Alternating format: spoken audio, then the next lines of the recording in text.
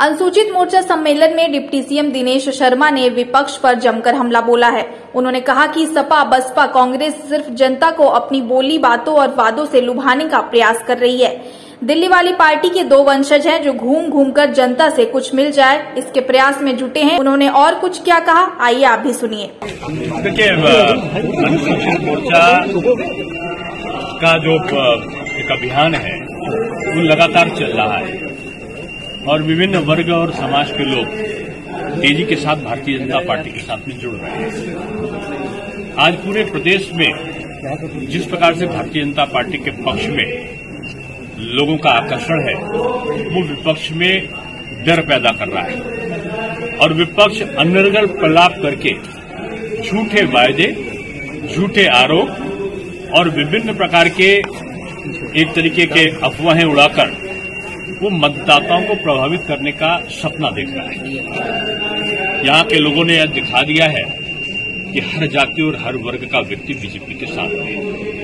BJP का प्रयास यही है कि हर वर्ग के साथ में जिस प्रकार से सरकार ने, केंद्र और प्रदेश सरकार ने काम किया है उसको देखते हुए पिछला रिकॉर्ड यहाँ पर टूट कर आवे, ये कार्यकर्ता इसके लिए आज संकल्पबद्ध हुए हैं।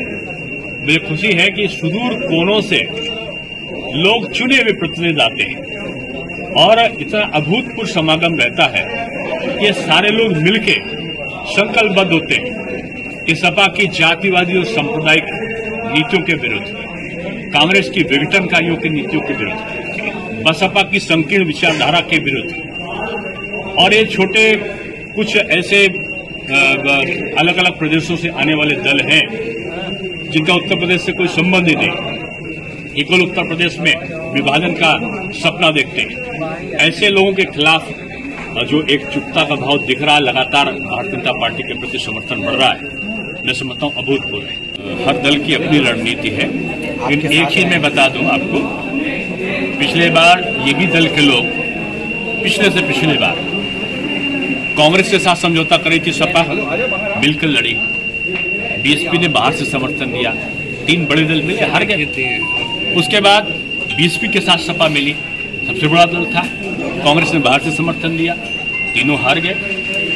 इसके बाद अब फिर नया प्रयोग कर रहे हैं। ये दल सब अलग अलग कभी थे ही नहीं, सब आपस में मिले हुए लोग हैं और ये मिलकर चुनाव लड़ते और मिलकर हारते हैं। नहीं सर, आपकी बारी। और देखिए, बीजेपी अपना बड़ा दल है और बहुत से लोग ऐसे हैं जो हमारे स्वाभाविक दल जो अभी हमारे सरकार के समय से हैं, वो दो दल हैं, दोनों हमारे साथ पूरी तरीके से हैं, अपना दल भी और निषाद पार्टी। सर, अखिलेश यादव आरोप लगा रहे हैं कि सरकार उनके उद्घाटन कर रही है, अभी भी वो प्रेस कॉन्फ्रेंस कर रहे हैं। ये सपना कब तक देखते रहेंगे लोग? कभी हमने सपने में देखा था कि पूर्वांचल एक्सप्रेसवे बनेगा, ये बात तो कोई भी कह सकता है। आने के बाद जमीन हमने खरीदा, एक्वायर हमने किया, बनवाया हमने, तो उद्घाटन और लोकार्पण कोई और करेगा क्या? बीजेपी जिसका शिलान्यास करती है उसका लोकार्पण भी करती है। हमने समय के आधार पर, पहले 2 मेडिकल कॉलेज थे, आज 33 हैं। पहले एक अधूरी जो थी मेट्रो चली थी, आज 6 जगह चल रहा है। पहले पता चला कि 2 हवाई अड्डे संचालित थे, आज 23 हवाई अड्डों पर काम चल रहा है। हम तो उनसे 100 गुना ज्यादा है। एक एक्सप्रेसवे अधूरा बना के छोड़ गए, तो आज 5-5 एक्सप्रेसवे बन रहे हैं। तो ये हर चीज उन्हीं के समय थी, तो उन्होंने कर क्यों नहीं दिया था?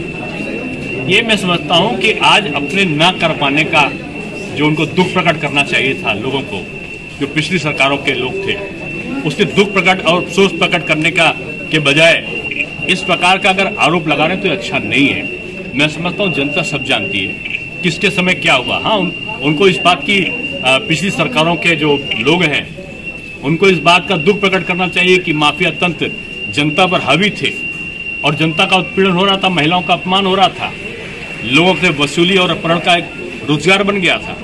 आज वो सब बदला है ना, तो ये एक परिवर्तन है जिसको वो लोग सीख नहीं पा रहे हैं। मैं समझता हूँ कि विपक्ष को मेरी नेक सलाह है कि उनको हारने की आदत डालनी पड़ेगी।